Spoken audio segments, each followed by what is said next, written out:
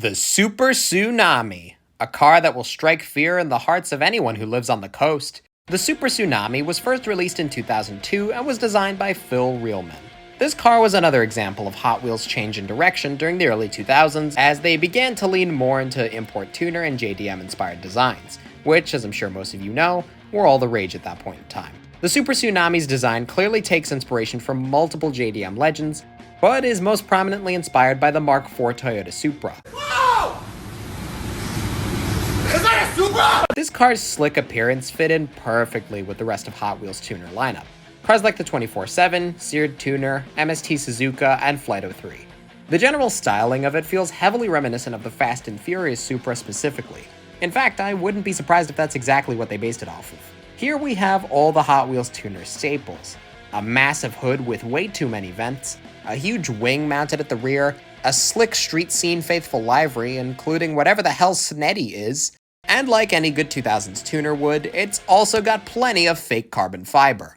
In the rear window, we can also see two banging speakers and a giant bottle of nitros mounted on the rear deck. I just always loved the neat little touches like this. It really gives these cars that extra little bit of character. The rear bumper always kinda frustrated me though. The taillights and upper trunk light are great, and the bumper-mounted rear wing adds so much character and style. I don't know what the hell these vents are about. The proportions just feel so off, and these Pikachu-looking ass vents really just make the rear bumper wider than it needs to be, height-wise at least. It's like that one picture of Markiplier. On another little side note, the Super Tsunami was eventually renamed to the Power Pro in 2014, for no apparent reason. I'm assuming it probably has to do with licensing issues. My guess is Mattel's trademark on the name Super Tsunami probably ran out, and they either chose not to renew it, or someone beat them to the punch and trademarked it before they could. That happens every now and then. In fact, it happened recently with the Reverb. In the new Acceleracers Silver Series set, it's called the Revert. Regardless, I just can't be a Power Pro defender. I'm a Super Tsunami guy till the day I die. I love this car, but I haven't owned that many of them. For starters, I've had this Hot Tuners 5-pack one since I was a kid. Can you tell I had it as a kid? For a long time, this was the only one I ever had, but when I first started collecting again back in 2020, I purposefully went out of my way to grab a 2006 Drift Kings one. And I'm sure many of you will know the reason why. Perhaps the most notable impact this car has made is its appearance as the face of Hot Wheels Beat That. Without a doubt, in my opinion, the best Hot Wheels game we've ever gotten. Not just because of nostalgic bias, but because it's a genuinely great racing game that still holds up pretty well, with a pretty great car roster, fantastic level design, and an absolute banger of a soundtrack.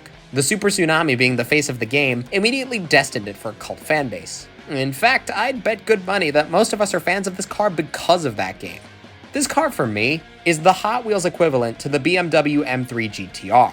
Now sure, that might be a bit of a stretch in terms of icon status, but I mean it more in terms of their presentation. It's just the kind of car that oozes that hero car energy. And in my opinion, it absolutely is.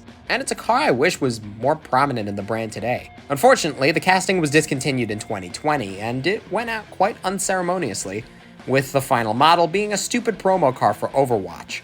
Quite possibly one of the worst ways to die imaginable. Either way, the Super Tsunami should be remembered as the badass tuner it was, and hopefully one day it will return, and rain hell on the coastlines once again. Overall, I give the Super Tsunami a 9 out of 10. But seriously, what the hell is Sneddy?